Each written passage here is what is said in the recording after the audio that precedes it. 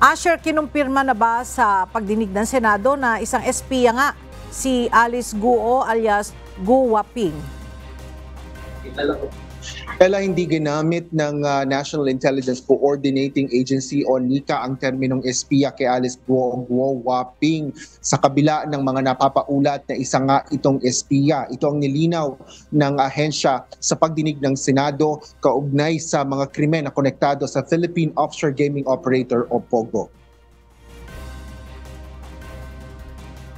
Sa halip, sinabi ni NICA Deputy Director General Francisco Ashley Asedillo ang angkop na termino na kanilang ginagamit sa gitna ng pagdinig. Alinsunod na rin ito sa layo ng pagdinig kaugnay ng mga pagsasabatas, kabilang na ang planong pag-aamyenda ng espionage law at iba pang kaukulang panukala. Bunsod nito na istukuyin ng NICA kung si Alice Guo ay isang foreign intelligence agent o isang agent of influence dahil magkaiba niya ito. Matatawag na isang espiya si Alice Guo kung ito ay isang foreign intelligence agent. Ngunit kailangan niya itong matukoy sa pamamagitan ng kumpirmasyon ng intelligence agency o tauhan nito na nagsanay, nag-employ, na mahala at nagkontrol sa kanya. Ngunit hindi pa niya ito nakukumpirma ng NICA. Bunsod nito, ang tanong nila na inaalam sa ngayon ay kung agent of influence si Alice Guo.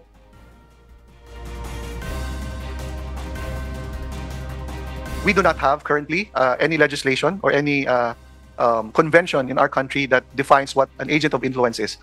However, within an historical context, Madam Chair, given that these activities have been common, especially during the Cold War, the activities and the facts that have come to light so far in this committee and in other committees, especially in the House, point to the fact that she is, and even in discussions within the intelligence community, there is consensus that indeed she is an agent of influence.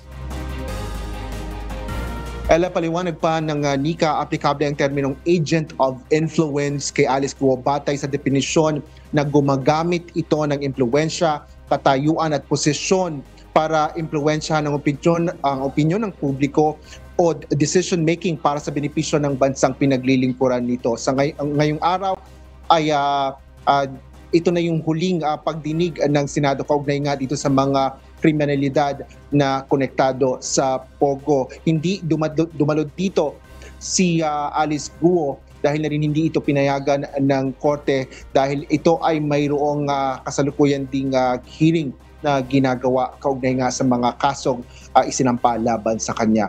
Ang iba pang mga ulat mamaya sa ito ang balita para dito nga sa pagdinig ng Senado. Balik sa iyo, Ella. Maraming salamat, Asher Cadapan Jr.